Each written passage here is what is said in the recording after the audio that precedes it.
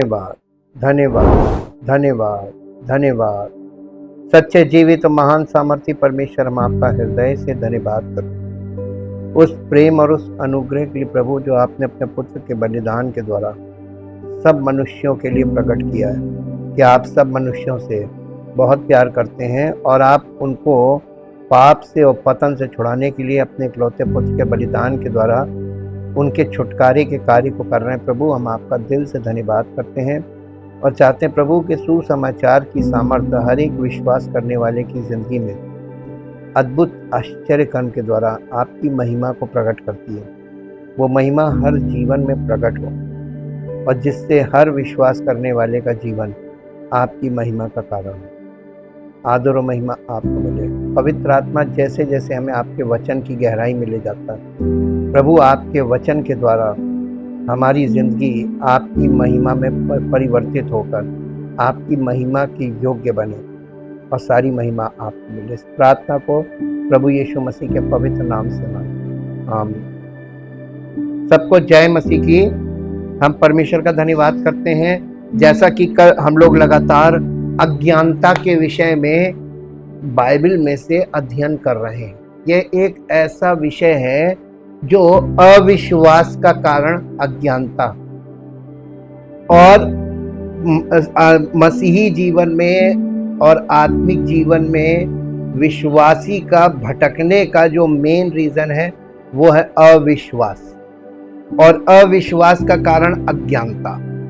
अज्ञानता, बाइबल पुराना नियम पूरा अज्ञानता से भरा हुआ। परमेश्वर इस अनुभव को आज कलीसिया के सामने रख के यही चीज दिखा रहा है पवित्र आत्मा, कि इजरायली सारी जिंदगी अपने आप को परमेश्वर करते रहे और परमेश्वर की संतान मानते रहे, लेकिन परमेश्वर ने उनकी जिंदगी को एक्सेप्ट नहीं करके ये साबित कर दिया कि तुम मेरे संतान नहीं हो।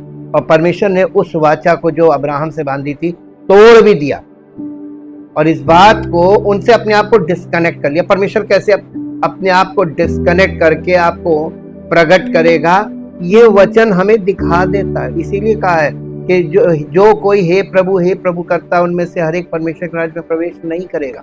केवल वो, जो यीशु मसीह कह रहा है, जो मेरे पिता की, स्वर्गीय पिता की इच्छा पर चलता है। अब दुनिया में एक बात बताइए कि कौन परमेश्वर की इच्छा पर चल रहा है? वचन कहीं है नहीं परमेश्वर का। परमेश्वर की इच्छा योजना किसी को मालूम नहीं, कोई नहीं परमेश्वर को जानता है। इसीलिए यीशु मसीह ने कहा था कि कोई पिता को नहीं जानता केवल पुत्र, और कोई पुत्र को नहीं जानता केवल पिता, और वो जिस पर पिता और पुत्र उसे प्रकट करें।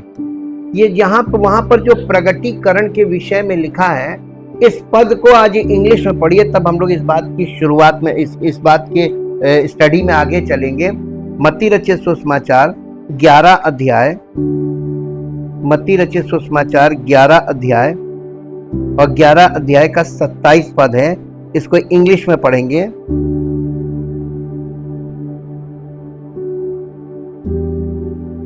All things have been entrusted and delivered to me by my Father, and no one fully knows and accurately understands the Son except the Father, and no one fully knows and accurately understands the Father except the Son, and anyone to whom the Son deliberately wills to make him known।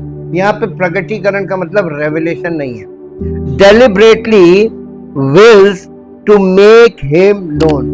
जिसको ये चाहते हैं कि वो उन्हें जाने, अपने आप को धीरे धीरे करके, यानी पार्ट्स में उसके सामने प्रकट करेंगे। कलीसिया में प्रभु कर क्या रहा? यही तो कर रहा। कलीसिया एक्चुअली परमेश्वर के पवित्र वचन के प्रकाशन को पवित्र आत्मा के द्वारा कलीसिया में आए हुए लोगों के सामने प्रगटीकरण के रूप में रखे, और जो बॉर्न अगेन लोग हैं उस प्रगटीकरण से परमेश्वर की महिमा में रूपांतरित हो। ये है कलीसिया का मेन उद्देश्य, जिसके लिए कलीसिया बनाई गई। लेकिन आज कलीसिया को देखिए लोगों ने किस रूप में परिवर्तित कर दिया और क्या हालत कर दी।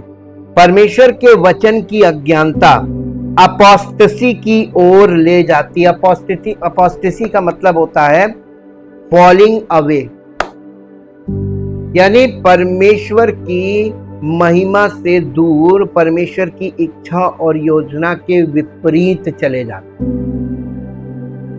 भटक जाना, अविश्वास में फंस जाना। इसके लिए बहुत से वर्ड है, और अनबिलीव का मतलब होता है अविश्वास। सब कुछ देखने के बाद, सब कुछ सुनने के बाद, सुनते रहने के बाद भी विश्वास में ग्रो नहीं करना, बल्कि स्टैग्नेंट हो जाना, एक जगह, एक परिस्थिति में, एक दशा में फंस जाना और वहां से पलट जाना। इस विषय को हम लोग जितना अच्छा गहराई से अध्ययन करेंगे उतना हम लोगों के लिए, आत्मिक जीवन के लिए ये लाभदायक होगा कि परमेश्वर क्यों कलीसिया में हमारे साथ कार्य करना चाहता है और क्या करना चाहता है। पलायन के दौरान इजरायलियों की अज्ञानता हमको देखने को मिलती है। न्यायियों के युग के दौरान इजरायलियों की ओर से अज्ञानता, राजाओं के युग के दौरान इजरायलियों की अज्ञानता, परमेश्वर के वचन की अज्ञानता के परिणाम या प्रभाव, और उसके बाद हम इसके निष्कर्ष में चलेंगे।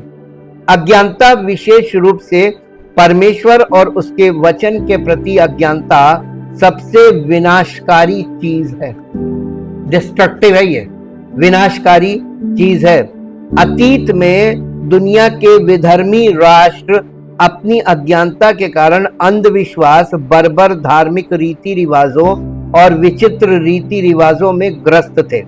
परमेश्वर नहीं चाहते थे कि उनके लोग इज़राइल अज्ञानी रहे, इसलिए उन्होंने स्वयं उन्हें अपना वचन देने का बीड़ा उठाया ताकि वे उन्हें सच्चे परमेश्वर को, उन्हें अर्थात सच्चे परमेश्वर को, उनकी पसंद नापसंद को जान सकें। हालांकि इतिहास इसके विपरीत दर्ज करता है। परमेश्वर द्वारा इजरायलियों को परमेश्वर को जानने के लिए किए गए प्रावधान के बावजूद पूरे इजराइल देश में परमेश्वर के वचन के प्रति अज्ञानता व्यापक थी, और अज्ञानता के साथ साथ सभी प्रकार के पाप और दुष्टता भी पाई जाती थी। आज कलीसियाओं की क्या दशा है? आज क्या है कलीसियाओं का आत्मिक स्तर क्या है? किसी के पास कोई शब्द नहीं, रिस्पॉन्ड नहीं कर सकते। सेम चीज है, बल्कि उससे भी भयानक है, बदतर। पलायन के दौरान, यानी जब ये लोग वहां से मिस्र से निकले थे लाल समुद्र पार करके, पलायन के दौरान इजराइलियों की अज्ञानताएं, उस पे हम लोग थोड़ा सा नजर करेंगे। हालांकि हम लोग बहुत स्टडी करें, लेकिन बार बार हम लोग कुछ बारीकियों पे जाते हैं। उचित समय पर परमेश्वर ने अपने बलवंत हाथ के द्वारा इजराइलियों को मिस्र देश से बाहर निकाला, ठीक वैसे ही जैसे उसने अब्राहम से वादा किया था। और उसने अब्राहम से कहा, निश्चय जान के तेरे वंश को पराए देश में परदेशी होकर रहना होगा और उनके दासत्व में रहना होगा, और वे उनको 400 वर्ष तक दुख देंगे, और जिस जाति के वे दासत्व में रहेंगे उसको मैं दंड दूंगा, और उसके बाद वे बड़ी संपत्ति लेकर निकल आएंगे। उत्पत्ति 15 अध्याय का 13 और 14 पद है। ये यहाँ पर परमेश्वर ने अब्राहम से वाचा बांधी थी और ये वायदा किया था। परमेश्वर ने अपने वायदे के अनुसार समय आने पर किया। उसने इजरायलियों को दासत्व से बचाया और उनके साथ एक लंबा पलायन आरंभ किया ताकि उन्हें उस देश में ले जाए जिसे देने का वादा उसने अब्राहम और उसके वंशजों से किया था। जब इजरायली पलायन करते हुए सिनै के जंगल में पहुंचे तो उन्होंने वहां डेरा डाला। वहां इजरायलियों ने अपने आचरण को भ्रष्ट कर दिया, अर्थात उन्होंने अपने लिए एक सोने का बछड़ा बनाकर उसे दंडवत करके और परमेश्वर का क्रोध भड़काने के लिए बलि चढ़ाकर वहां से क्या किया मालूम है? परमेश्वर को क्रोध दिला दिया। और यही है उनका परमेश्वर से पलट जाना, विश्वासघात कर देना, विश्वास योग्य ना बने रहना, उनके परमेश्वर के विपरीत चले जाना, यही अपोस्टेसी है। ऐसा करके उन्होंने यहोवा की उस आज्ञा का उल्लंघन किया जो ये कहती है, निर्गमन की पुस्तक 20 अध्याय उसका 4 और 5 पद में वो आज्ञा आपको मिलेगी। तू अपने लिए कोई मूर्ति खोद कर ना बनाना, ना किसी की प्रतिमा बना। देखिए, मूर्ति जो है वो मटेरियल से बनती है और प्रतिमा जो है वो मन के अंदर हो। ठीक, अ पिक्चर इन हार्ट, उसको प्रतिमा बोला गया है जी। जो आकाश में या पृथ्वी पर या पृथ्वी के जल में है, तू उनको दंडवत ना करना और ना उनकी उपासना करना, क्योंकि मैं तेरा परमेश्वर यहोवा जलन रखने वाला ईश्वर हूं। और जो मुझसे बैर रखते हैं उनके बेटों, पोतों और परपोतों को भी पितरों का दंड दिया करता हूं। ये आज्ञा पहली आज्ञा थी। इस्राएलियों को यह आज्ञा मालूम थी और उन्होंने पहली आज्ञा तोड़ के सब आज्ञाओं में दोषी ठहरे, क्योंकि पहली जो एक आज्ञा तोड़ेगा वो सब में दोषी ठहरेगा। यह सिद्धांत है। समय के साथ इस्राएली मोआब देश पहुंच गए। नहीं, निर्गमन पारान के जंगल में से होते हुए कादेश तक जारी रहा।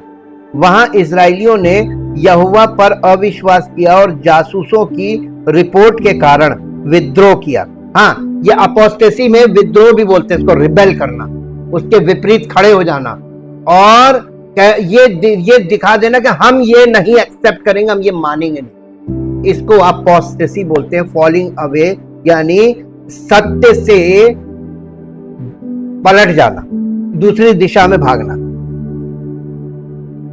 इसलिए यहोवा उन पर क्रोधित हुआ और उनके अविश्वास और विद्रोह के दंड के रूप में परमेश्वर ने घोषणा की कि उस पीढ़ी का वो भाग जो 20 वर्ष या उससे अधिक आयु का था, प्रतिज्ञा किए गए देश में प्रवेश नहीं करेगा।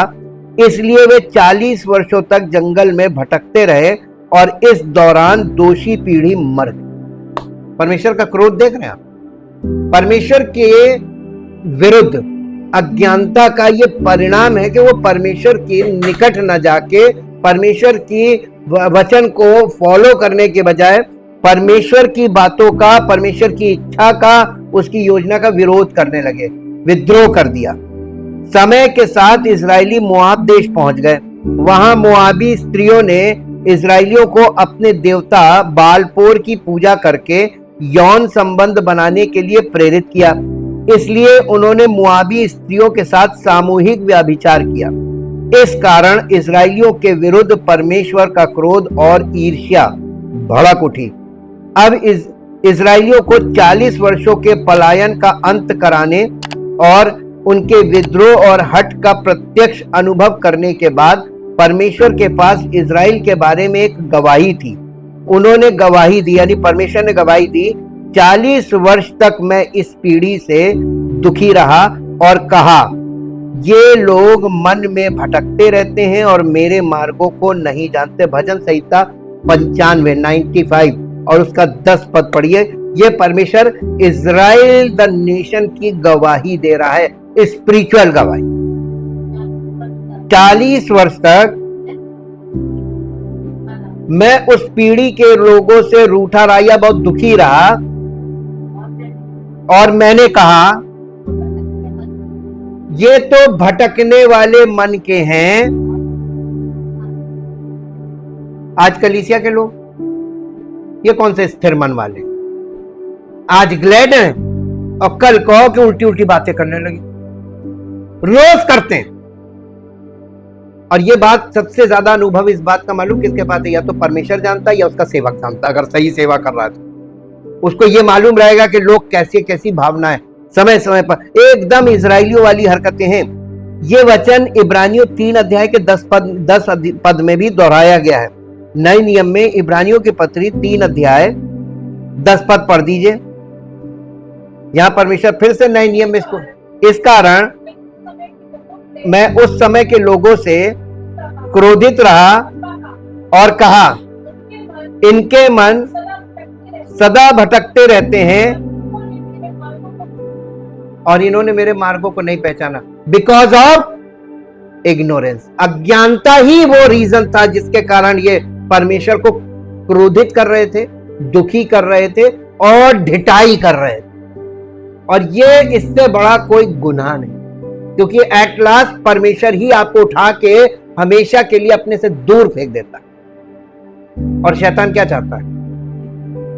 वो आपको इस्तेमाल करता है परमेश्वर को क्रोध दिलाने के लिए, और ऐसा कर देता है कि परमेश्वर आपसे हमेशा के लिए डिस्कनेक्ट हो।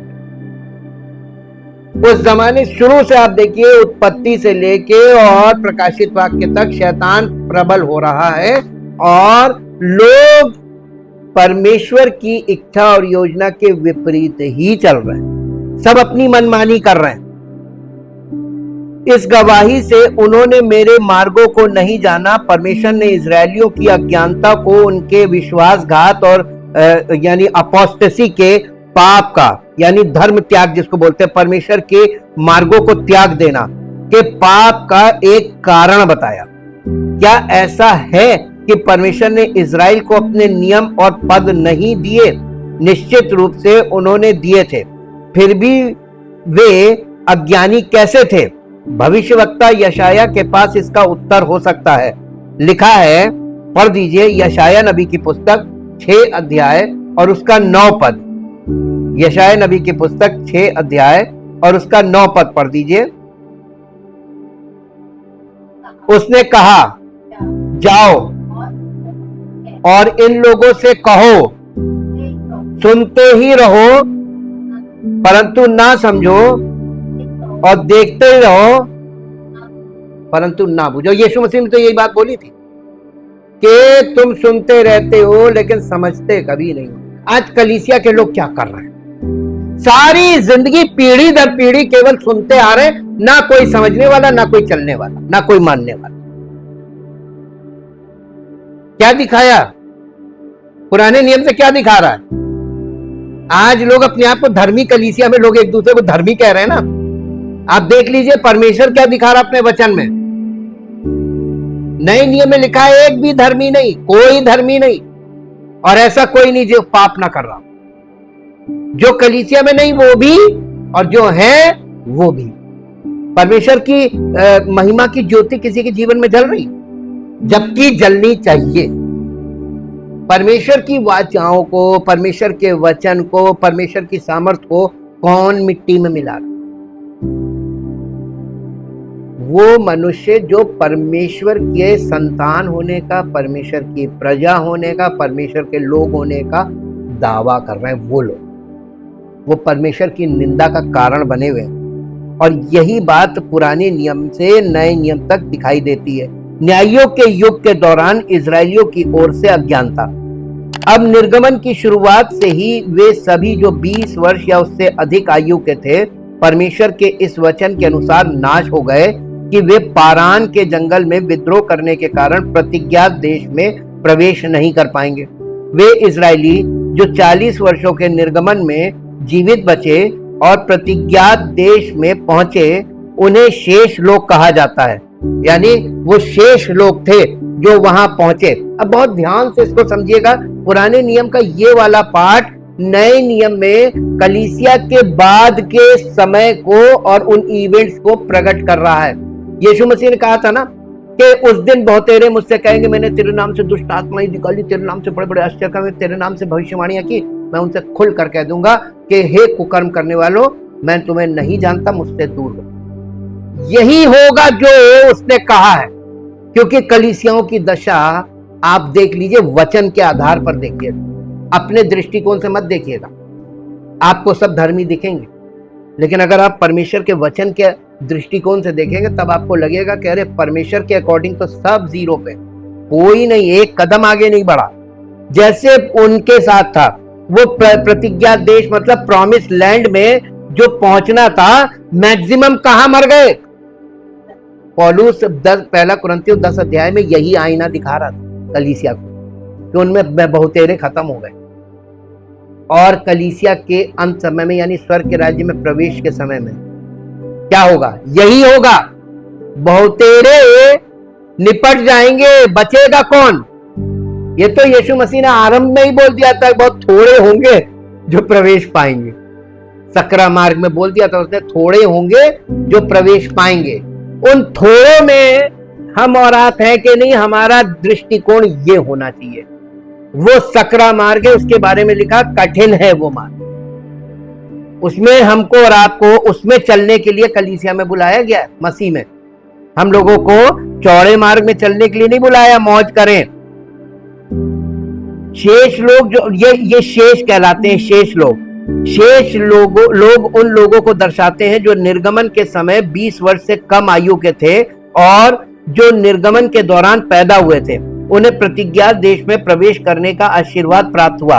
हालांकि ये बचे हुए लोग, यानी जिन्हें शेष लोग कहा जा रहा है, जिन्होंने मिस्र में परमेश्वर के 10 अजूबे और जंगल में परमेश्वर के 10 अजूबे देखे थे, और जो खाने पीने और बटेर चबाने में सहभागी थे, और जिन्होंने यरदन नदी को सूखते, यरीहो की शहरपनाह को गिरते, यहोशू के कहने पर सूर्य को ठहरते और अपने शत्रुओं को ओलों से मारे जाते देखा था, और जो अपने पूर्वजों के पापों और उनके दंड के साक्षी थे, वे जीवित रहते हुए परमेश्वर की सेवा करते रहे और दूसरों को भी परमेश्वर की आज्ञाकारिता में बनाए रखा, क्योंकि परमेश्वर के अजूबों को उन्होंने प्रत्यक्ष रूप से देखा और महसूस किया था और उनके हृदयों पर ऐसा प्रभाव डाला था।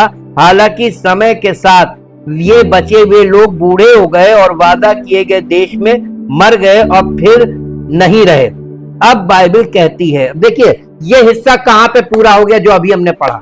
ये हिस्सा पहली सदी की कलीसिया में प्रेरितों की शिक्षा के द्वारा और प्रेरितों के द्वारा जो 3 पीढ़ी के लोग आए थे, जिन्हें अर्ली चर्च फादर्स कहा जाता है, यानी चेलों की, यीशु मसीह के चेलों की, प्रेरितों की शिक्षा की 3 पीढ़ियां, पहली सदी की कलीसिया के जो 3 पीढ़ी के लोग थे, यहीं तक की बात की जा रही है। यहाँ पे, वहां पे जैसे हुआ था वैसे ही यहां पर हुआ। अब इसके आगे चलते हैं। और उस पीढ़ी के सब लोग अपने पुरखाओं में जा मिले। न्यायों की पुस्तक 2 अध्याय का 10 पद पढ़िए। न्यायों की पुस्तक 2 अध्याय का 10 पद।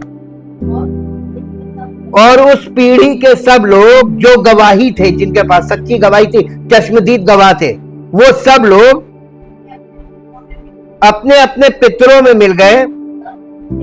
तब उसके बाद जो दूसरी पीढ़ी हुई, उसके लोग ना तो यहोवा को जानते थे और ना उस काम को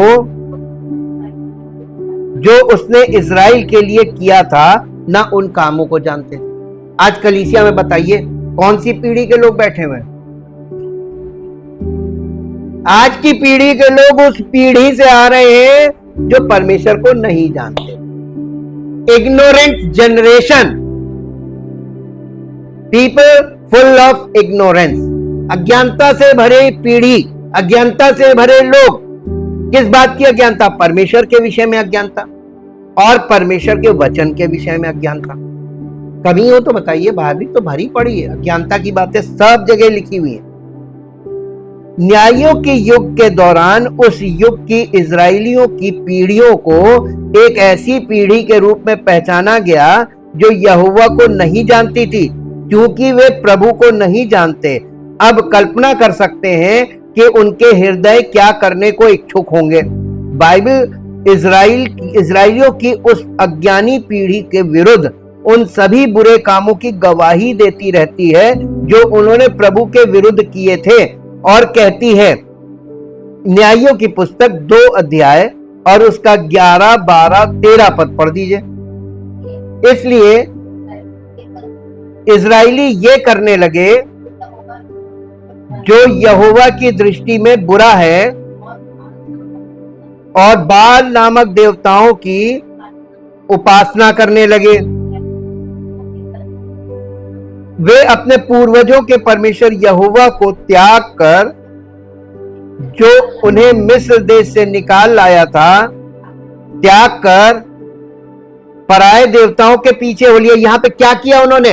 परमेश्वर को त्याग कर पराये देवताओं के ईश्वरों को फॉलो करने लगे। ये अपोस्टेसी है। इसी को अपोस्टेसी बोलते हैं। परमेश्वर को और उसके मार्ग को छोड़कर अपनी इच्छा के अनुसार चलने लगना, यही अपोस्टेसी है और यही है फॉलिंग अवे, परमेश्वर से भटक जाना जी। और उन्हें दंडवत किया और यहोवा को रिस दिलाई या क्रोध दिलाया, और उन्होंने यहोवा को त्याग दिया और बाल देवताओं और अश्तोरेत देवताओं की उपासना करने लगे। बस देखिएगा, ये पार्ट देखिएगा। और कलीसिया की 3 पीढ़ी के बाद कलीसिया क्या कर रही है भी सेम है, जो यह इजराइलियों ने किया वही यहाँ पे। एक हमने आपको बताया ना, ओल्ड टेस्टामेंट न्यू टेस्टामेंट बिल्कुल पैरेलल है। आपको नए नियम की सारी पिक्चरें वहीं मिलेंगी। इसलिए आप ये देखिए, नया नियम पुराने नियम में छिपा है और पुराना नियम नए नियम में प्रकट है। आप इस फॉर्मूले के अंतर्गत आपको सब कुछ तार तार दिखेगा। सामान्यतः इजराइलियों की ये पीढ़ी जो प्रभु को नहीं जानती थी, पापों से भरा जीवन जीती थी, उन्होंने परमेश्वर की आज्ञाओं का उल्लंघन किया और मूर्ति पूजा के रूप में यानी अपोस्टेसी, परमेश्वर के विरुद्ध चले गए, जिसे हम धर्म त्याग भी कह सकते हैं, या इसको त्रुटि के मार्ग में चले जाना, त्रुटि कर में फंस जाना, वो भी कह सकते हैं, इसके सिनोनिम्स हैं। और उन्होंने उनके ये करना यानी अपोस्टेसी ये करना उनका पसंदीदा पापों में से एक था। उनके कारण न्यायियों की पुस्तक में इजराइलियों ने यहोवा की दृष्टि में बुरा किया, ये उक्ति यानी ये फ्रेज जो है, ये वाली बोली कि उन्होंने जो यहोवा की दृष्टि में बुरा है वही किया, ये बार बार लिखा मिलेगा आपको। जब भी इस उक्ति का प्रयोग होता था, इसका अर्थ होता था कि इजराइलियों ने प्रभु को त्याग दिया था और अपने आसपास के अन्य जातियों के देवताओं के पीछे भटक गए थे। उन्होंने सीरिया, सीदोन, मोआब, अम्मोन और फलिश्तियों के देवताओं की पूजा करना अपना लिया और परमेश्वर को त्याग दिया और उसकी सेवा नहीं की। अब बताइए किसके पास ज्यादा अनुभव है ये बताने में कि कौन परमेश्वर को जानता कौन नहीं जानता? कोई मनुष्य है? कोई मनुष्य, कोई समुदाय, किसी के पास कुछ नहीं मालूम। हम जिस पीढ़ी में बैठे हैं, ये पीढ़ी full of ignorance, spiritual ignorance में इनके अंदर आत्मिक रूप से ये सब अज्ञानता से भरे हैं। स्पिरिचुअल इग्नोरेंस, आत्मिक अज्ञानता। और यहां पर तो बहुत घोर अंधकार है।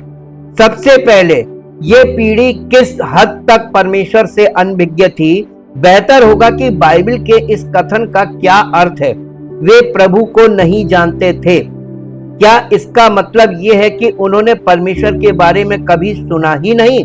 निसंदेह परमेश्वर का नाम और इजराइल को दिया गया उसका उद्धार इजराइलियों के मौखिक और लिखित इतिहास से कभी भी आसानी से नहीं मिटाया जा सकता। इसलिए उन्होंने परमेश्वर के बारे में सुना था और कम से कम उसके नाम से तो जानते थे। हालांकि परमेश्वर में केवल उसका नाम जानने से कहीं अधिक है। परमेश्वर को जानने का अर्थ है उसके वचन से अच्छी तरह परिचित होना और उसके अनुसार आचरण करना, क्योंकि परमेश्वर का वचन एक प्रकाशन है जो परमेश्वर के नाम, परमेश्वर के स्वरूप, परमेश्वर के नियमों आदि को प्रकट करता है। संक्षेप में, परमेश्वर अपने वचन के माध्यम से स्वयं को प्रकट करते हैं। इस प्रकार वे प्रभु को नहीं जानते थे। वाक्यांश का अर्थ है कि वे परमेश्वर के वचन से अच्छी तरह परिचित नहीं थे, ना ही उसके अनुसार चलते थे। इस अज्ञानता के समय परमेश्वर का उपलब्ध वचन व्यवस्था थी, यानी उस टाइम में व्यवस्था थी उनके पास, एकमात्र माध्यम जिससे वो परमेश्वर को देख सकते थे, जान सकते थे, समझ सकते थे और उसके फॉलो कर सकते थे। ये मूसा की व्यवस्था। अब देखिए ये था, आप इसको देखिए, ये प्रैक्टिकली ये था, व्यवस्था थी। और ये व्यवस्था ही उनको परमेश्वर की पसंद नापसंद, परमेश्वर की सामर्थ, परमेश्वर की इच्छा, सब कुछ यहीं से उनको जानने को पता चलता, क्योंकि उन्हें मालूम था हम यहां से आगे जा ही नहीं सकते। यानी हम इतने घोर पापी हैं कि हम परमेश्वर की उपस्थिति तक नहीं पहुंच सकते। वहां परमेश्वर तक पहुंचने के लिए हमें एक माध्यम की जरूरत है, एक व्यक्ति की, एक मीडिएटर की जरूरत है। ये सिखा रहा था परमेश्वर, और उन्होंने कुछ नहीं सीखा। वो खुद को, अपने आप को धर्मी, यहां तक आने को भी वो धर्मी मानते थे। जैसे आज कलीसिया के लोग कहीं नहीं पहुंचे, कहीं नहीं, अभी कहीं प्रवेश नहीं है, अपने आप को धर्मी डिक्लेयर कर रहे हैं। ठीक वैसे ही जैसे यहां वहां पे किया, वैसे ही यहां पे उनके पास व्यवस्था थी, मूसा की व्यवस्था, जिसे मूसा की 5 पुस्तकें भी कहा जाता है। उस समय परमेश्वर ने मूसा के माध्यम से दी गई व्यवस्था के माध्यम से स्वयं को, अपनी पसंद और नापसंद को, अपनी विधियों आदि को प्रकट किया था। यानी परमेश्वर ने अपने विषय का सारा ज्ञान मूसा की व्यवस्था के द्वारा लोगों के सामने रख दिया।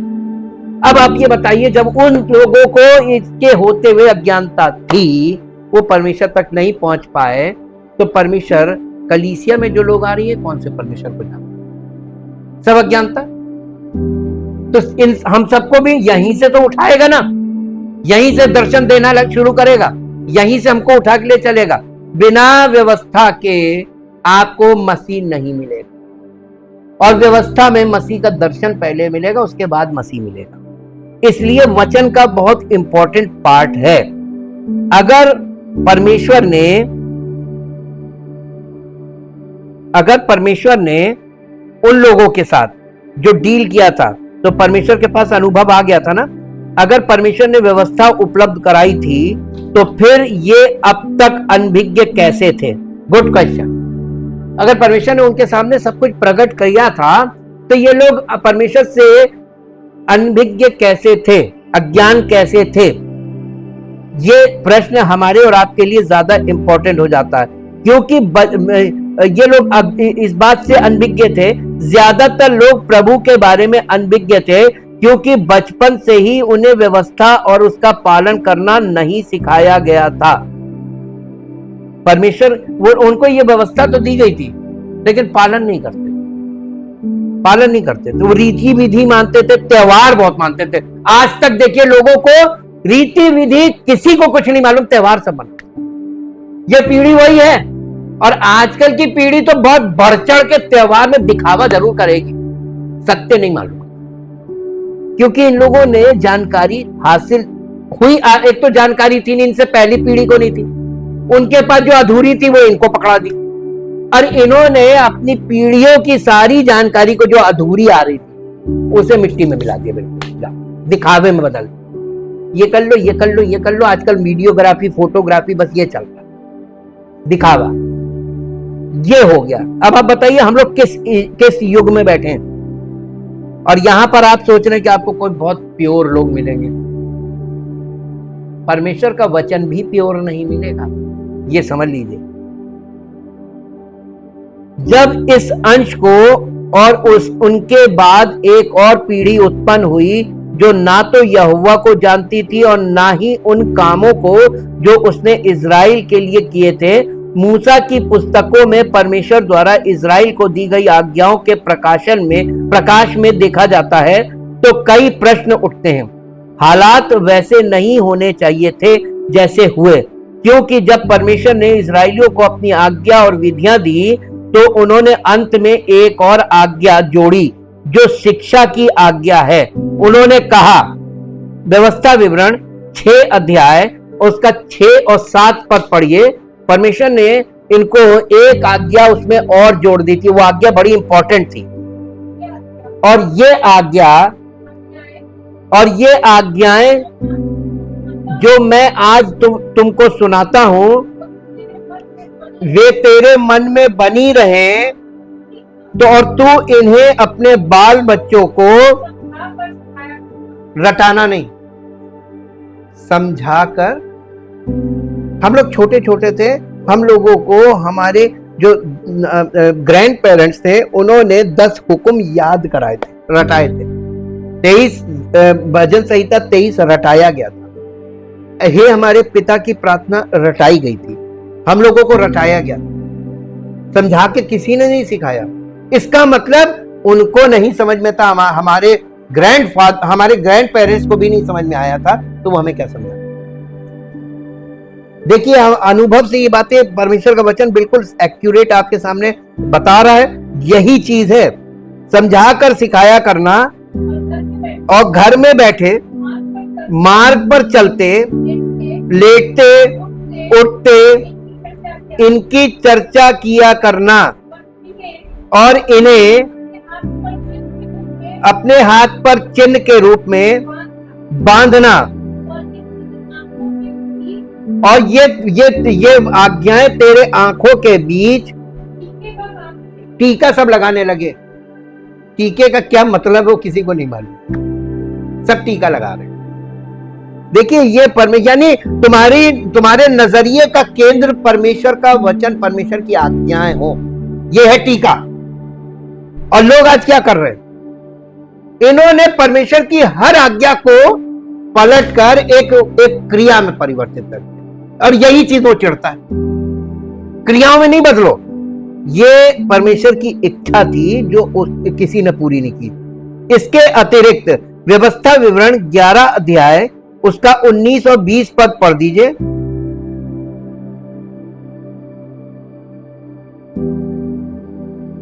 व्यवस्था विवरण 11 अध्याय 19 और 20। और तुम घर में बैठे मार्ग पर चलते, लेटते, उठते, यानी परमेश्वर के वचन की या उसकी आज्ञाओं की अपने बच्चों से चर्चा करते रहना। जब तुम्हें मौका मिले तब चर्चा करना। ठीक है? कितने लोग करते हैं? यही तो अज्ञान भाई। हम अगर बड़े लोगों में अज्ञानता है परमेश्वर के प्रति, तो वो नीचे किससे इसकी चर्चा करेंगे? चर्चा के लायक ही नहीं है, कोई नहीं चर्चा के लायक। और इसीलिए बच्चे जो हैं वो कोई कहीं भाग रहा, कोई कहीं भाग रहा, कोई किसी की सुन रहा, कोई किसी की सुन रहा। ये परमेश्वर ने कह दिया था, तेरे बच्चे तेरे नहीं होंगे, इधर उधर इधर उधर सब भाग जाएंगे। और ये आने वाले समय में और जल्दी और ज्यादा प्रकट होगा। ये तथ्य की लिखा है। और उनके बाद एक और पीढ़ी उत्पन्न हुई जो ना तो यहोवा को जानती थी और ना ही उन कामों को जो उसने इजराइल के लिए किए थे। हमें इस बात का प्रमाण देता है कि पलायन के बचे हुए लोग जो इस अज्ञानी पीढ़ी के सगे माता पिता थे ने अपने बच्चों को परमेश्वर के वचन की शिक्षा देने का ध्यान नहीं रखा, जैसा कि परमेश्वर ने उन्हें आज्ञा दी थी। और ना ही उन्होंने उन्हें उन महान कार्यों के बारे में बताया जो परमेश्वर ने इजराइल के उद्धार के लिए मिस्र और जंगल में किए थे, जहां वे 40 वर्षों तक रहे।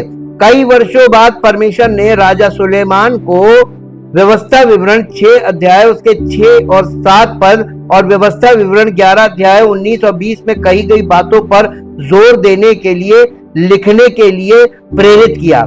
सुलेमान ने लिखा, अब ये पढ़ दीजिए, नीति वचन 22 अध्याय और उसका 6 पद।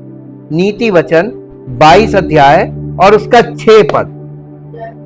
लड़के को उसी मार्ग की शिक्षा दे जिसमें उसको चलना चाहिए, और वो बुढ़ापे में भी उससे ना हटेगा। ये परमेश्वर के वचन की शिक्षा के विषय में है।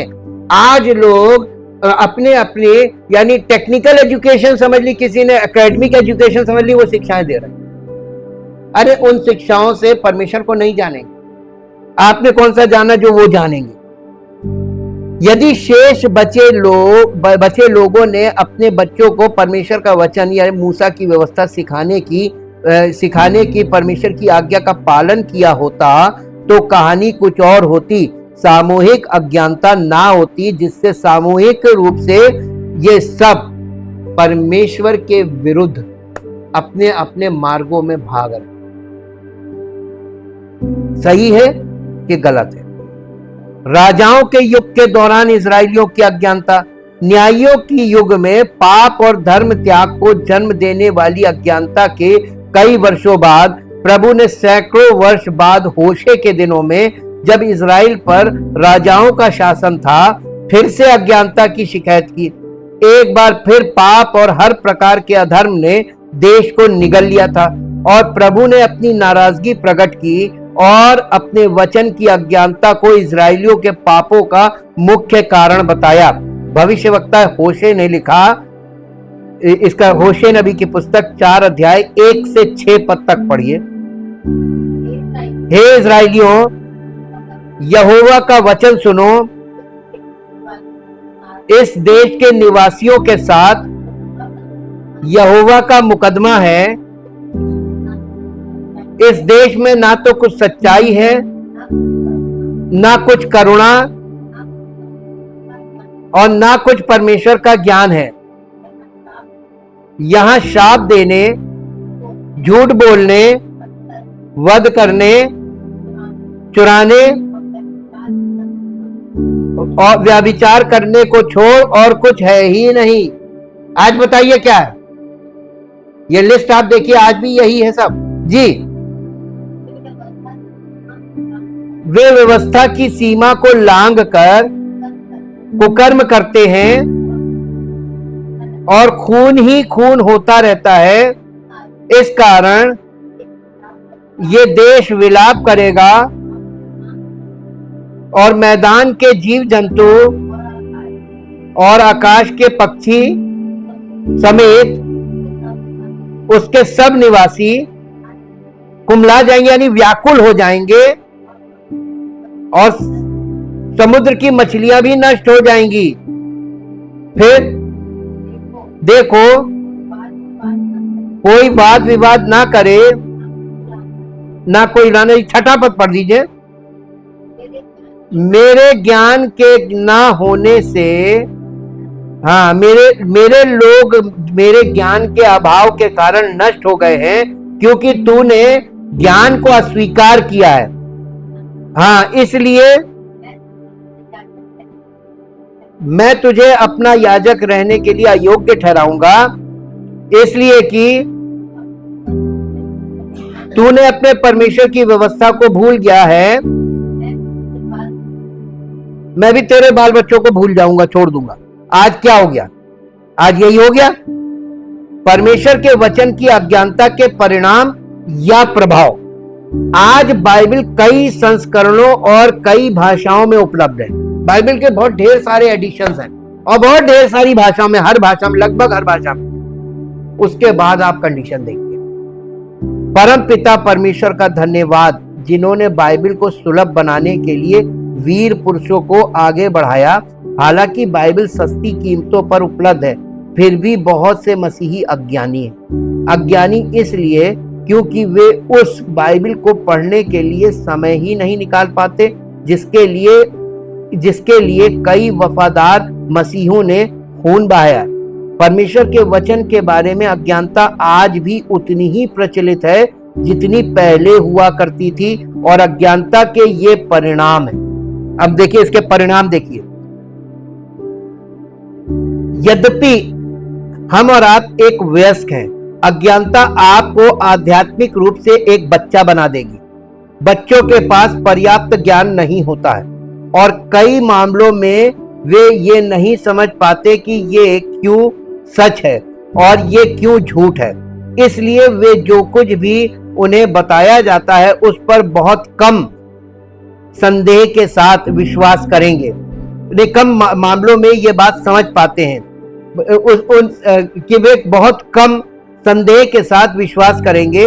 आध्यात्मिक रूप से परिपक्व को आध्यात्मिक शिशु से अलग करने वाली चीजों में से एक है परमेश्वर के वचन का ज्ञान। परमेश्वर की आत्मा ने पौलुस को यह सिखाने के लिए प्रेरित किया कि यदि हमारे पास शास्त्रों का ज्ञान है तो हम अब और उन बच्चों की तरह नहीं रहेंगे जो झूठे प्रचारकों यानी विधर्मियों, झूठे भविष्यवक्ताओं आदि के झूठे सिद्धांतों से आसानी से धोखा खा जाते हैं।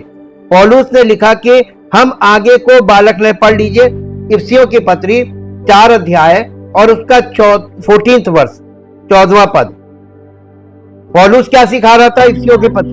ताकि हम आगे को बालक ना रहें जो मनुष्यों की ठग विद्या और चतुराई से, उनके भ्रम की युक्तियों के और उपदेश के हर एक झोंके से उछाले और इधर उधर घुमाए जाते हो, ऐसे ना हो। और आज ऐसे ही लोग हैं। पौलुस नहीं है। अब सब लोग ऐसे ही हैं, क्योंकि सब सेवक उनको ऐसे ही उछाल उछाल के आपस में कैच कैच खेल रहे हैं। ये खेल चल रहा है। ये ऐसी जनरेशन है जहां पर पौलुस के द्वारा परमेश्वर जो कार्य करवा रहा था वो पौलुस के आगे बढ़ नहीं पाया, जिसका नतीजा आज हम लोग झेल रहे हैं। दुनिया तमाम तरह के झूठे धर्मों और झूठे सिद्धांतों का गढ़ है, जिनकी संख्या अनगिनत है। झूठी शिक्षाओं से भरे ऐसे माहौल में परमेश्वर की उस संतान का क्या होगा जो शास्त्रों से अनभिज्ञ है। दरअसल हम सच्चाई से ज्यादा झूठी शिक्षाओं के संपर्क में आते हैं और अज्ञानी मसीही धर्म त्याग की ओर भटकने का जोखिम उठाते हैं और अपने उद्धार को बनाए नहीं रख पाते। मैं आपको याद दिलाता हूं कि 2 थिस्सलुनीकियों 2 अध्याय और 13 पद में बाइबल हमें समझाती है कि उद्धार केवल उन्हीं के लिए है जो सत्य में हैं, सच्चे सिद्धांतों में विश्वास करते हैं। इसलिए यदि कोई मसीही सत्य से मुंह मोड़कर झूठे सिद्धांतों को अपनाता है तो वो धर्म त्याग करता है। परमेश्वर के वचन से अनभिज्ञ होना धर्म त्याग का एक निश्चित मार्ग है। मेरे साथ निकाल लीजिए 2 थिस्सलुनीकियों 2 अध्याय, 2 थिस्सलुनीकियों 2 अध्याय। देखिए यहां पर हम आपको दिखाते हैं पौलुस के द्वारा पवित्र आत्मा, ये पवित्र आत्मा का कार्य हो रहा है। पौलुस तो एक माध्यम है। पवित्र आत्मा हर युग में किसी मनुष्य के द्वारा अपना काम करेगा। 2 थिस्सलुनीकियों 2 अध्याय, इसमें देखिएगा ऊपर हेडिंग क्या लिखी है, पाप का पुरुष अर्थात विनाश का पुत्र। ये कौन है? ना पाप का पुरुष यीशु मसीह कैसे हो जाएगा? उद्धार करता है। देखिए यही सब चीजें हम एक छोटी चीज पूछते हैं, अगर आपके पास बाइबल है तो आप देखकर बता सकते थे, लेकिन किसी ने नहीं देखा, सब तुक्के मारने लगे। ये आज की एजुकेशन, ये आज के लोग तुक्केबाज लोग हैं। और इसीलिए बड़ी आसानी से आप लोग, मैं गारंटी के साथ कहता हूं कि आपको कोई भी आसानी से निवाला बना लेगा, बहुत आसानी से, क्योंकि आप तुक्का लगाते हैं और तुक्के से काम नहीं चलेगा। तुक्के और सत्य में अंतर होता है। ये एंटी क्राइस्ट जिसको बोला गया उसके बारे में, जिससे अभी आप फंस गए उसके चंगुल में, लेकिन अभी आप उसको पहचानते नहीं, आप उसको यीशु मसीह समझ रहे। ये झूठी शिक्षा, झूठे सिद्धांत, झूठे मसीह, ये कौन है? मसीह विरोधी तो ही है। और मसीह विरोधी शिक्षाओं का आप शिकार होने के बाद भी आप अपने आप को मसीही मान रहे हैं। ये कितना बड़ा धोखा है, आपको पता ही नहीं चला आपके साथ क्या हो गया। देखिए इसका 3 पद पढ़िए, 2 अध्याय का 3 पद, बल्कि पहले पद से पढ़ लीजिए तो अच्छा रहेगा। हे भाइयों, अब हम अपने प्रभु यीशु मसीह के आने और उसके पास अपने इकट्ठे होने के विषय में तुमसे विनती करते हैं कि किसी आत्मा या वचन या पत्री के द्वारा, जो कि मानो हमारी ओर से, कौन कह रहा? पौलुस कह रहा, जो कि मानो हमारी ओर से हो, ये समझकर कि प्रभु का दिन आ पहुंचा है, तुम्हारा मन अचानक अस्थिर ना हो जाए और ना तुम घबराओ। किसी रीति से किसी के धोखे में ना आना। कौन सा दिन? सेकेंड कमिंग, यानी यीशु मसीह का, या यूं कह लीजिए हम कलीसिया का उठाए जाने का दिन, रैप्चर का दिन। वो दिन ना आएगा, क्या ना हो ले,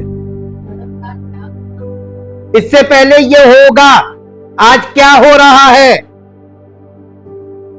अरे किसी को नहीं पता क्या हो रहा है। आप अपने आप को मसीही मान के बैठे हैं। आप झूठी शिक्षा के शिकार हो गए, आपने उसको मसीहत मान लिया, जबकि वो नहीं। किसी झूठी शिक्षा में फंस जाना और संस्था में चले जाना और उनकी संस्था में सदस्यता प्राप्त कर लेना और उनके द्वारा प्रचार किए गए वचनों को मसीह की शिक्षा मानना, यही है धर्म त्याग। आप आसानी से, यहूदी कर रहे हैं, यहूदियों ने किया था, तो आज आप और हम कुछ भी नहीं है। देखिए ये जब तक धर्म त्याग ना होले और वो पाप का पुरुष अर्थात विनाश का पुत्र प्रकट ना हो, जो विरोध करता है और हर एक से जो ईश्वर या पूज्य कहलाता है अपने आप को बड़ा ठहराता है, यहां तक कि वो परमेश्वर के मंदिर में बैठकर अपने आप को ईश्वर ठहराता है। देखिए ये वाली बात। अब ये तीसरा पद इंग्लिश में पढ़ दीजिए। इंग्लिश में आपको यहां पर वर्ड दिखाते हैं, यहां पे क्या वर्ड दिया गया है। इस वर्ड को आपको समझना है, इसकी शिक्षा अलग से आपको नहीं मिलेगी। यहूदी लोग इसका शिकार हो चुके हैं। हाँ, तीसरा है, लेट नो वन डिसीव और beguile you in any way, for that day will not come except the apostasy comes first. Apostasy का मतलब आगे ब्रैकेट में दिया है, unless the predicted great falling away of those who have professed to be Christians has come। जो अपने आप को मसीही घोषित करते हैं, प्रोफेस्ड बिलीवर, अपने आप को मसीही बोलने वाले लोग जब तक ना आ जाएं, ये मसीही अपने आप को डिक्लेयर करेंगे हम मसीह हैं, हम मसीह में हैं, हम मसीही हैं, हम मसीही हैं, ये है फॉलिंग अवे। ये जब तक प्रकट नहीं होंगे, इससे पहले ही सुनिए, अभी तो मैक्सिमम लोग यही कहेंगे हम मसीह में हैं, हम मसीही हैं, हम मसीह में, और उनके जीवन में आत्मा के फल नहीं होंगे। आपको पता चला अपोस्टेसी कितने धीरे धीरे आपके अंदर अब बढ़ रही। आज लोग मसीह में नहीं बढ़ रहे, पाखंड में बढ़ रहे हैं। अपोस्टेसी का मतलब भी पाखंड भी होता है, पाखंड दिखावा कर रहे हैं, मसीही होने का दिखावा, पाखंड, उसका उद्घाटन कर रहे हैं। इसका एक और पद निकाल लीजिए, दूसरा पत्रस दो अध्याय पहला पद पढ़ दीजिए।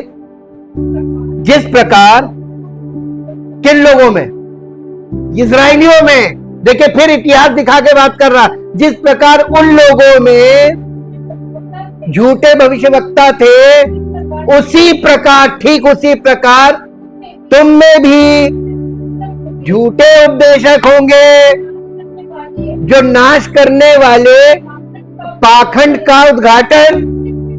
हाँ, यानी छिप छिप का मतलब आपको पता नहीं चलेगा कि वो कौन है। यीशु मसीह ने कहा था मैं वो भेड़ों के भेष में भेड़िए होंगे। आप उनके भेष में फंस जाएंगे, आप उनकी बोली में फंस जाएंगे और हाथ में बाइबल हो, आप उनका शिकार हो जाएंगे। अब बताइए हो रहे हैं कि नहीं हो रहे? लोग बड़ी तादाद में हो रहे हैं। और यीशु मसीह ने ये चिन्ह दिया था। ये चिन्ह मालूम किसके लिए? ये सच्चे मसीहों के, जो वचन से अच्छी तरीके से वाकिफ। ये चिन्ह उनके लिए बहुत गजब चिन्ह है, और ये चिन्ह किसी को नहीं प्रकट होगा। अज्ञानता में जो लोग, उनको कहां प्रकट होगा? वो सोच रहे कि हम तो मसीह में, हम तो विश्वासी हैं, और सच बोलेंगे, वो सच नहीं मानेंगे, वो उन्हीं के मानेंगे। आप चाहे कुछ कर लीजिए, मैं दावे के साथ बोल रहा हूं, क्योंकि परमेश्वर से ज्यादा किसी ने काम नहीं किया होगा। वो परमेश्वर की नहीं सुनते थे, तो हम और आप क्या हैं? वो शिकार होना है तो होना है, उनको वहां अच्छा लगता है, उनको पसंद है। वो गलत किया जा रहा है, उस गलत में वो इसलिए जा रहे क्योंकि उनकी पसंद है वो, और किसी की पसंद को नहीं बदला जा सकता। एक और पद निकालिए, पहला तिमोथियस 4 अध्याय, उसका पहला पद पढ़ दीजिए। पहला तिमोथियस, परंतु पवित्र आत्मा स्पष्टता से कहता है कि आने वाले समय, ये पौलुस ने पत्री लिखी थी तिमोथियस को, और उसने ये बता दिया था कि आने वाले समय, यानी हमारे समय की बात की जा रही है, इस युग की। आने वाले समयों में कितने लोग, यानी मैक्सिमम लोग भरमाने वाली आत्माओं और दुष्ट आत्माओं की शिक्षाओं पर मन लगाकर विश्वास से, यही अपोस्टेसी है, यही फॉलिंग अवे, बहक जाएंगे, भाग जाएंगे। सच्ची कलीसिया में कोई आपको नहीं दिखाई देगा, और झूठी शिक्षा में भीड़ लगी होगी। मैं अनुभव से आप करके देख लीजिए, जहां सच्चाई होगी वहां भीड़ नहीं होगी, वहां सच्चे लोग होंगे। और जहां भीड़ है, आप समझ जाइएगा इशारा काफी है, चौड़ा है वो फाटक और सकरा है वो मार्ग। आप कहां जाएंगे, चौड़े में कि सकरे में? जहां भीड़ नहीं है। सकरे में भीड़ कहां होगी, एक 1 by 1। जहां भीड़ है, बहुत तेरे परमेश्वर के वो सच्ची शिक्षा। देखिए, जहां दुष्ट आत्माएं शिक्षा कर रही हैं, इसीलिए यीशु मसीह उस समय उनसे कहेगा कुकर्म करने वाले, क्योंकि वो सत्य की आत्मा से काम नहीं कर रहे हैं। ये दुष्ट आत्माएं भी प्रचार का काम कर रही हैं, मसीह के काम को बिगाड़ने के लिए, और आप आसानी से उनका शिकार हो जाएंगे, क्योंकि आपको सरल चाहिए। आप कठिन वाली बात जहां होती वहां आप नहीं जाएंगे, अरे ये तो बहुत कठिन, मैं नहीं कर पाऊंगा। वो बढ़िया सरल, वो हमारे जैसे हैं, वो हमारी कम्युनिटी से निकल के आए और वो कहते कुछ नहीं, आओ मेरे पास आओ। उनके पीछे भीड़ है। हो रहा है कि नहीं हो रहा है? जी, अब वापस हम लोग देखिए, परमेश्वर का वचन खोल तो सब कुछ देता है, आज्ञा कितने मानते हैं यहां पर भी है। दुनिया तमाम तरह के झूठे धर्मों, झूठे सिद्धांतों के का गढ़ है। ये परमेश्वर का आत्मा इन सब बातों की गवाही दे रहा है। बाइबल हमें समझाती कि उद्धार केवल उन्हीं के लिए जो सत्य में, सच्चे सिद्धांतों में विश्वास करते हैं। इसलिए यदि कोई मसीही सत्य से मुंह मोड़कर झूठे सिद्धांतों को अपनाता है तो वो धर्म त्याग करता है। परमेश्वर के वचन से अनभिज्ञ होना धर्म त्याग का एक निश्चित मार्ग है। परमेश्वर के वचन के प्रति अज्ञानता एक मसीही को या तो भोला या अविश्वासी बना देती है, क्योंकि एक अज्ञानी मसीही परमेश्वर के वचन में अपूर्ण होता है। इसलिए वो सामान्यतः इतना भोला हो जाता है कि बाइबल की शिक्षाओं के विपरीत किसी भी दर्शन, झूठे सिद्धांत और भ्रामक विचारधारा को अपना लेता है, जिससे वे धर्म त्याग की ओर अग्रसर होता है। ऐसी स्थिति में जहां एक अज्ञानी मसीही उपदेशों को अस्वीकार करने के लिए अपने हृदय को कठोर बनाकर भोला बनने से बचने का प्रयास करता है, एक बार फिर वो स्वयं को कोई लाभ नहीं पहुंचाएगा, क्योंकि झूठी शिक्षाओं को अस्वीकार करने के इस प्रयास में वो सच्ची शिक्षाओं को भी अस्वीकार कर देगा। इसलिए चाहे एक अज्ञानी मसीही भोला हो या अविश्वासी, धर्म त्याग उससे दूर नहीं है। हालांकि यदि वो बाइबल का अध्ययन करता है तो वो सत्य और असत्य में अंतर कर पाएगा और फिर अपने उद्धार की रक्षा के लिए सत्य पर चल सकेगा। स्टडी कितनी जरूरी है, होनी चाहिए कि नहीं होनी चाहिए? रेगुलर आपको उसमें मन लगाकर जुटना चाहिए अगर आप बचना चाहते हैं।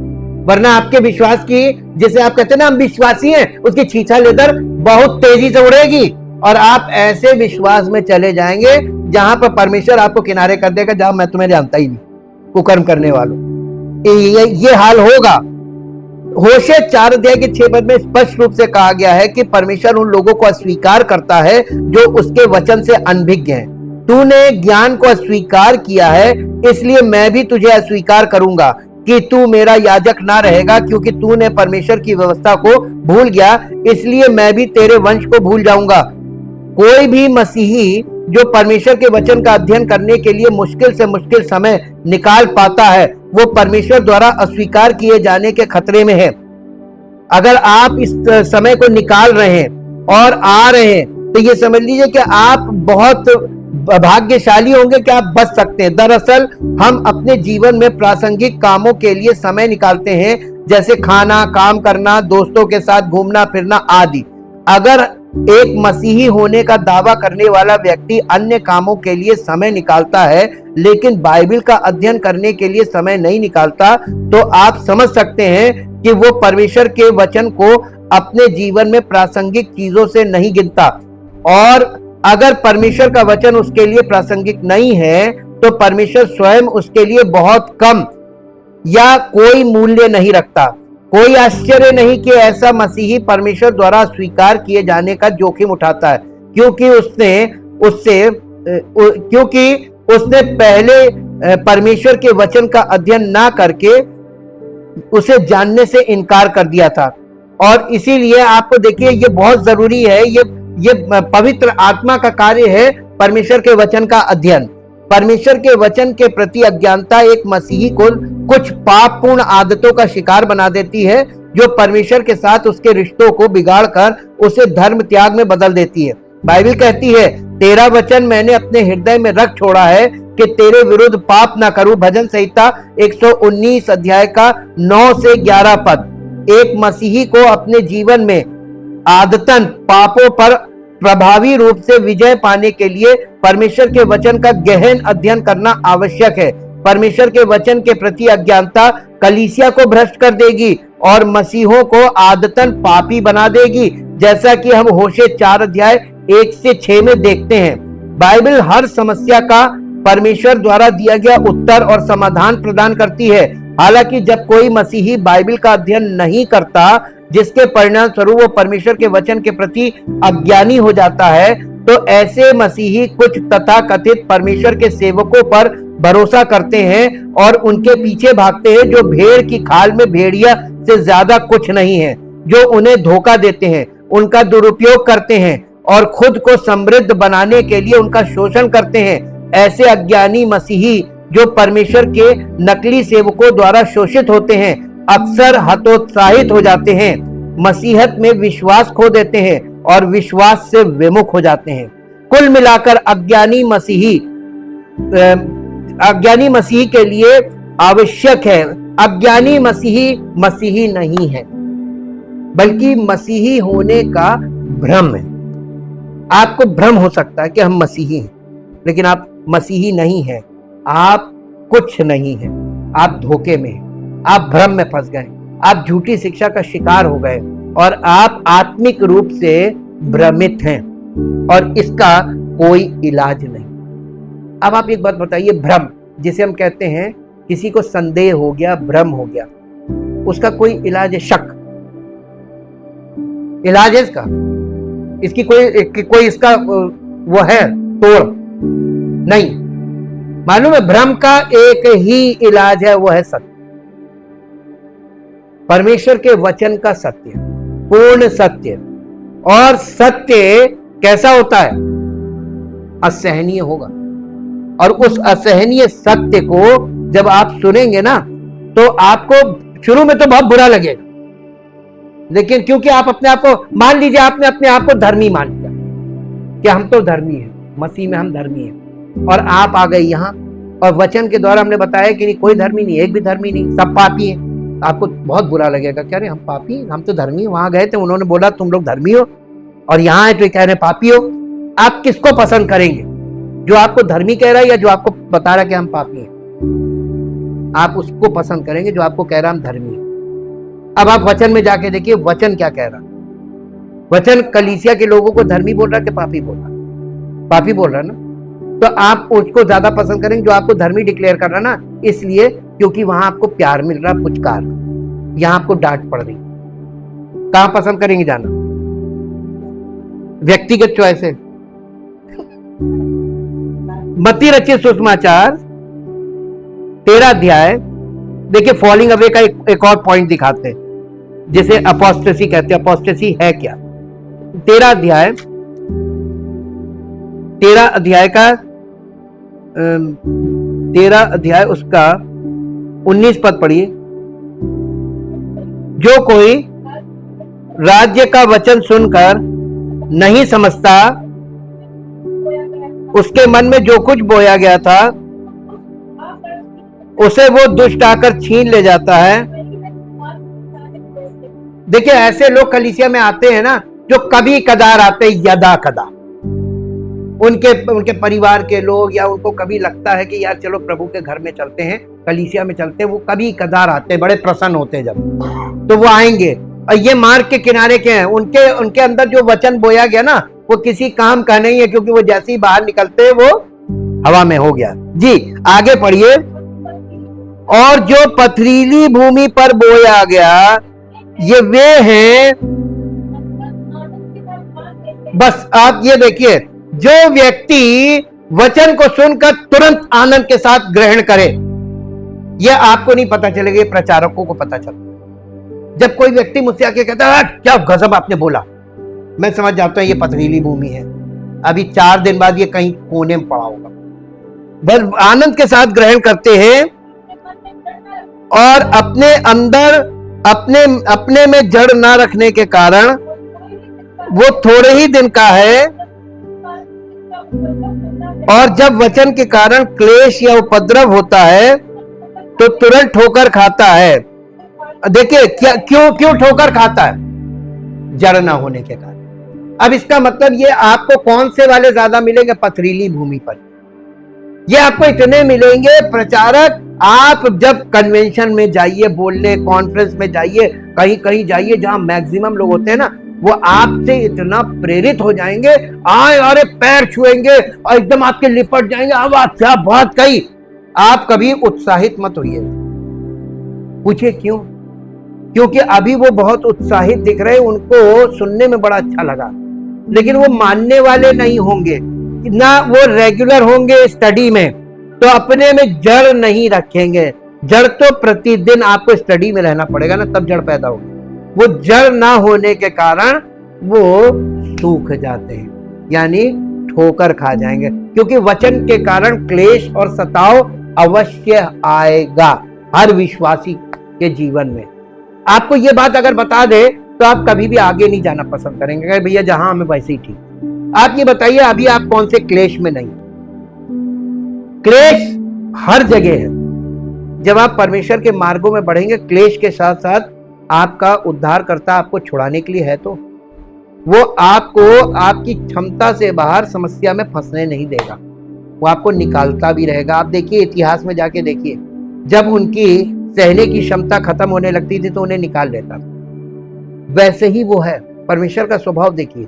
लेकिन जिन जिन बातों को वो मना करता था, आप उसके वचन को स्मरण रखिए और आप अपने बच्चों को जरूर इस बात की शिक्षा दें कि परमेश्वर का वचन ये है, ताकि आप आने वाली पीढ़ी को परमेश्वर पर निर्भर करना सिखाएं। सारी महिमा हमारे जीवन से उसको तभी प्राप्त होगी जब हमारा जीवन उसको संपूर्ण रीति से समर्पित होगा और हम परमेश्वर के वचन को अपने हृदय में ग्रहण करने के लिए हमेशा तैयार रहेंगे, उसमें मन लगाएंगे और प्रयास के साथ। Thank you, thank you, thank you Lord. जीवित और महान सामर्थ्य परमेश्वर, हम दिल से आपका धन्यवाद करते हैं उस महान प्रेम और उस अनुग्रह के लिए प्रभु। मनुष्य को आपसे बेहतर कोई नहीं जानता प्रभु। आपने पीढ़ियों से पीढ़ियों तक मनुष्यों को सहा है, आपने उनकी मूर्ताओं को सहा है, आपने उन्हें अपना वचन देकर बुद्धिमान बनाने की पूरी योजना बनाई। उसके बाद भी प्रभु आपने ये देखा कि वो आपको, आपके वचन को, आपकी योजनाओं को, आपकी इच्छाओं के विरुद्ध चलकर अपनी इच्छा में आपसे दूर भागते हैं और इस संसार में आपकी निंदा करवाते हैं, जिससे प्रभु आपके बड़े नाम की बड़ी निंदा आज तक हो रही है। चाहते प्रभु हम सब पर आपका ऐसा अनुग्रह हो कि हम आपके वचन में बढ़ रहे, ऐसे ही आपके वचन में बढ़ते जाएं और आपका वचन हमारे जीवन में आश्चर्य रूप से बढ़े और हम मसीह के पहचान में और उसके स्वभाव में परिवर्तित होकर, विश्वास में परिपक्व होकर, पवित्र आत्मा के फलों से सुशोभित होकर आपकी महिमा को प्रकट करने वाले, जिससे आपका नाम महिमा। तो यीशु मसीह के नाम, आमीन। Praise the Lord.